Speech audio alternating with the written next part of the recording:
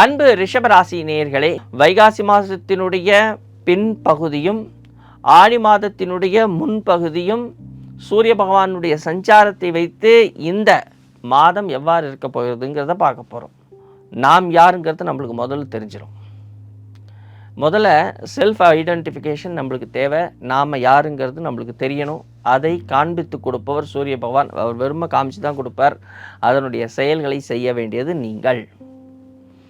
அதே நேரம் 2ஆம் இடத்தில் இருக்கக்கூடிய சுக்கிர பகவான் ராசி அதிபதி 2ஆம் இடத்தில், 2ஆம் இடத்து அதிபதியான புத பகவானுடனே இணைந்திருக்கிறார். மிக அற்புதமான விஷயம். இதனால் பணம் இல்லை, வர பணம் நிற்கலை, நாம் நினச்சபடி எந்த ஒரு விஷயமும் நடக்கலை அப்படின்னு நினச்சிக்கிட்டு இருக்கிற உங்களுக்கு வர வேண்டிய இடத்துலேருந்து வரக்கூடிய பணம், அல்லது நீங்கள் கடன் கொடுத்துருப்பீங்க, அந்த கடன் கொடுத்தவங்க கொடுக்காமல் இருந்திருப்பாங்க, அந்த பணமோ, அல்லது இந்த சீட்டு கட்டுறது இதெல்லாம் ஏமாந்துருப்பீங்க, அந்த பணமோ, அல்லது இந்த இன்சூரன்ஸு இது போன்ற விஷயங்கள்லேருந்து உங்களுக்கு தேக்கமாயிருக்கும், பணம் வராமல் இருந்திருக்கும். இந்த பணங்கள் எல்லாம் வரும்.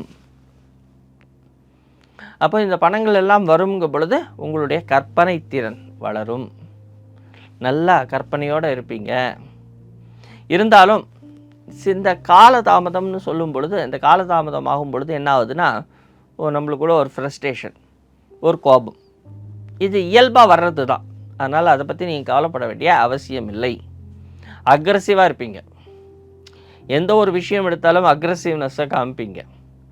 இதனால் என்ன ஆகுதுன்னா, உங்களுடைய கம்யூனிகேஷன் சரியான விதத்தில் நீங்கள் கம்யூனிகேட் பண்ணுறீங்களான்னா, சரியான விதத்தில் கம்யூனிகேட் பண்ண முடியாமல் போகுது. அந்த இடத்துல கொஞ்சம் கவனமாக இருக்கணும் நீங்கள்.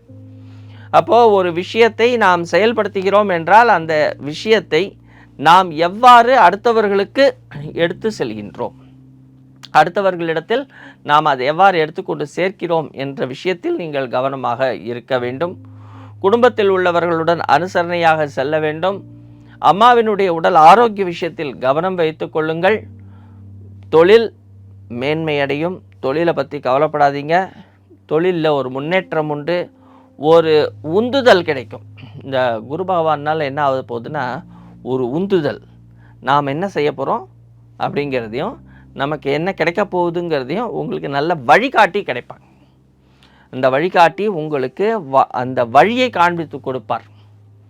அப்போது அந்த வழியை நீங்கள் எவ்வாறு பின்பற்ற போகிறீர்கள்ங்கிறது தான் உங்கள் கையில் இருக்குது. அது உங்கள் கையிலனா உங்கள் ஜாதகத்தில் இருக்குது.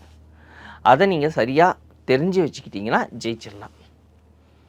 அதே நேரத்தில் நாம் ஒன்று நினைக்கிறோம், அது நாம் நினைக்கிறது மட்டும்தான் நடக்க மாட்டேங்குது அப்படிங்கிற ஒரு ஃபீலிங்லாம் இருக்கும். அது கொஞ்ச நாள் அப்படி தான் இருக்கும்.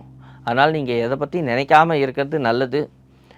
எந்த ஒரு விஷயத்தையும் உங்களுடைய கர்மத்தை மாத்திரம் செய்யுங்க, வேலையை மாத்திரம் செய்யுங்க. அதனுடைய பலனை நீங்கள் கண்டிப்பாக எதிர்பார்க்காதீங்க. அந்த பலன் உங்களுக்கு கிடைக்காது. அப்போ கிடைக்காதுன்னு தெரிஞ்சதுக்கப்புறம் அதை பற்றி நீங்கள் யோசித்து எந்த விதமான பிரயோஜனமும் இல்லை.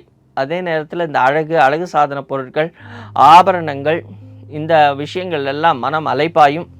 அதையெல்லாம் வாங்குவதற்கான உங்களுக்கு பணம் இருந்தாலும் அதை வாங்குவதற்கான எண்ணங்கள் அப்படின்னு வரும் பொழுது அதில் சில தடங்கல்கள் வரும்.